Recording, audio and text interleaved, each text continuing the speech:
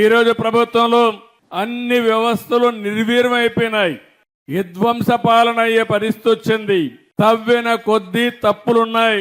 ఎక్కడ చూసినా అప్పులైపోయినాయి. వాళ్ళు చేసిన పాపాలన్నీ బయటపడుతున్నాయి.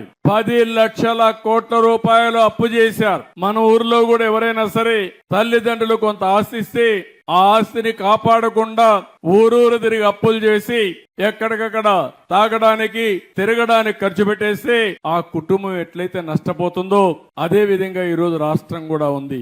ఇష్టానుసారంగా అప్పులు చేశారు. ఎన్ని పాపాలు చేయాలన్నీ చేశారు. ఎక్కడికక్కడ అవినీతి కార్యక్రమాలు చేశారు. కడాన రాష్ట్రం అయితే దివాలా తీసి ఈ నెల జీతాలు ఇస్తామా లేదని భయపడే పరిస్థితి వచ్చింది.